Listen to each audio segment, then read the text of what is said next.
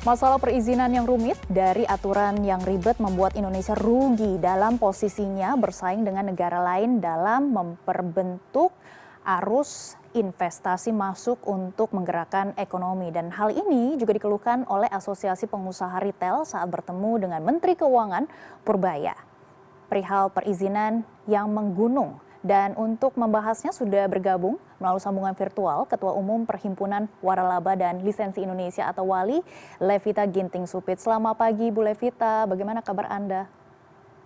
Selamat pagi Mbak Megi. Puji Tuhan baik-baik. Baik, salam sehat Bu Levita. Langsung saja kita ke Ya, informasi utama dan juga topik utama kami hari ini. Sejumlah asosiasi menyampaikan keluhannya dan sudah menyampaikan keluhan klasik ya yang selama ini juga masih membelit dunia usaha kepada Menteri Keuangan Purbaya terkait dengan soal banyaknya izin dan juga persyaratan yang dikeluarkan Pemda dan juga urus 99 izin untuk berbisnis. Apa tanggapan dari Pak Menkyu?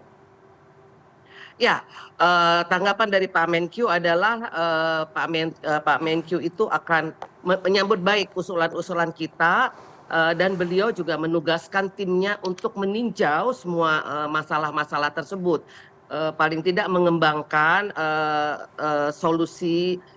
mencari solusi konkret yang dapat ditindaklanjuti. Karena benar Pak Menteri juga kaget kan mengapa begitu banyak izin-izin yang diberlakukan kepada para pengusaha, khususnya pengusaha retail, dan ini menjadi salah satu hambatan sehingga pengusaha-pengusaha itu lambat untuk memajukan atau mengembangkan bisnisnya. Baik, Bu Levita, benarkah urus izin pendirian usaha di Indonesia ini ribet banget serta tumpang tindih dan perlukah reformasi birokrasi harus benar-benar dijalankan untuk menyelesaikan masalah ini? Ya, begini Mbak, karena kita kemarin itu ada 10 asosiasi ya, 10 asosiasi kami merasakan sekali bagaimana untuk menjalankan, membuka satu usaha, begitu banyak izin-izin yang harus kami siapkan. Ya, di mana kalau izin tersebut tidak kami lakukan, maka usaha kami tidak dapat dibuka. Dan izin satu dengan yang lainnya juga itu saling tumpang tindih, sehingga membuat kami kadang-kadang pengusaha ini jadi lelah, belum membuka usaha baru memulai, tapi izin-izin tersebut yang menghambat kami untuk membuka bisnis-bisnis kami di seluruh daerah di Indonesia. Nah, hal tersebutlah yang kami sampaikan kepada Pak Menteri, bahwa kami meminta Pak Menteri untuk kembali mereview izin-izin yang sudah ada selama ini, dan kami juga mengajukan untuk membuat satu pintu, sehingga melalui satu pintu itu kita mengerti dengan jelas izin apa yang harus kami siapkan, dan instansi satu dengan yang lainnya juga tidak saling tumpang tindih begitu, dan kami tidak merasa bahwa izin yang kami pikir itu sudah kami jalankan, ternyata masih ada lagi yang harus izin-izin yang harus kami selesaikan. Baik Bu Levita, ini kita garis bawahi terkait dengan satu pintu ya. Untuk satu pintu ini sebenarnya pemerintah juga sudah meluncurkan sistem OSS.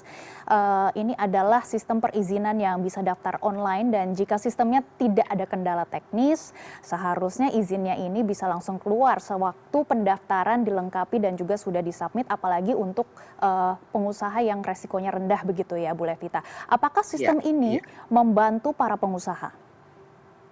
Ya, sistem OSS itu adalah sudah baik ya, tapi dalam kenyataannya OSS itu tidak berjalan dengan semestinya.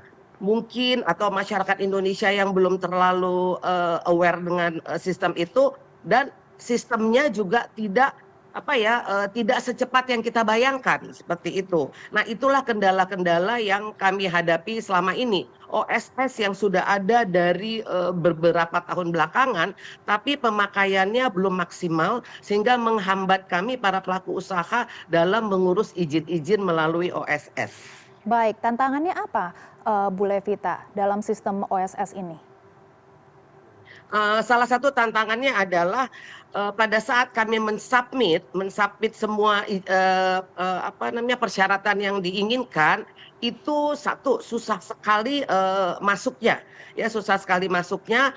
Dan yang kedua, pada saat kami sudah submit, itu pun, realisasinya lama, seperti itu. Kami nggak tahu realisasi itu lama oleh karena si, apa nama, aplikasinya atau kurangnya SDM, yang mampu, apa ya, melakukan hal itu dari kementerian-kementerian tersebut. Baik, Bu Levita, setelah beberapa asosiasi ini, Anda juga sudah berdiskusi dengan Menkyu begitu ya. Apakah pemerintah akan membentuk tim khusus untuk membereskan masalah yang membuat iklim investasi di Indonesia sampai saat ini masih kurang? Ya, ya, Kementerian Keuangan kan, menyambut baik ya usulan tersebut dan, menunjukkan komitmen yang yang kuat untuk kolaborasi dan tindak lanjut cepat, untuk mengatasi hal ini. Menteri itu menugaskan, di depan kami juga pada saat kami, meeting, Pak Menteri menugaskan timnya untuk meninjau ya, untuk meninjau semua, masalah dan masukan-masukan yang kami berikan.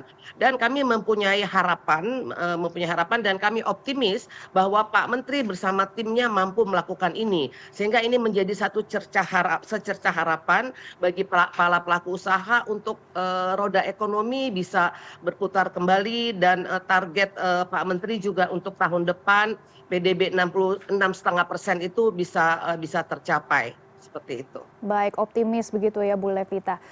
Bisakah Anda Iya. memberikan contoh kebijakan ataupun terobosan yang bisa langsung berdampak nyata pada percepatan izin usaha?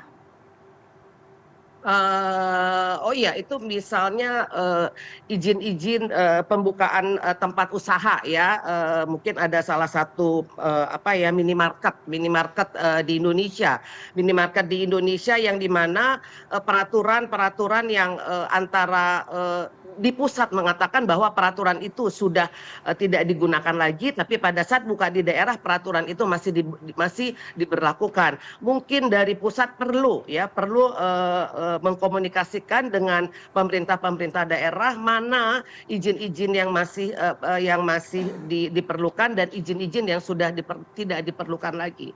Menurut kami dengan instruksi dari pusat itu amat sangat bisa membantu para pelaku usaha yang membuka usahanya di daerah-daerah di seluruh Indonesia. Seperti kita ketahui sekarang begitu banyak, bisnis-bisnis yang sudah berkembang di Jakarta dan itu, dibuka di daerah-daerah di seluruh Indonesia. Nah, masalah izin yang antara pusat dan daerah itu yang harus apa ya, diseragamkan seperti itu. Baik, Bu Levita, apakah pemerintah juga sudah berkomitmen akan memberikan dukungan stimulus tambahan untuk pengusaha? Benar pada saat kami bertemu dengan Pak Menteri, beliau berjanji ya akan, memberikan, hal-hal positif stimulus terhadap, para pengusaha-pengusaha. Karena Pak Menteri menginginkan bahwa, roda perekonomian ini, berputar kembali dan perputaran itu tentu berasal dari para pelaku usaha baik pengusaha retail sampai dengan, UMKM. Seperti kita ketahui bahwa kontribusi daripada UMKM Indonesia itu besar sekali terhadap perekonomian Indonesia. Kami berharap dengan, diadakannya, perubahan dan memberikan, hal-hal positif, ini semua bisa, kembali seperti sedia kala. Baik, kami akan terus memantau hasil solusi dari perizinan bisnis di Republik Indonesia. Terima kasih Bu Levita yang sudah bergabung bersama kami di CNN Indonesia Business.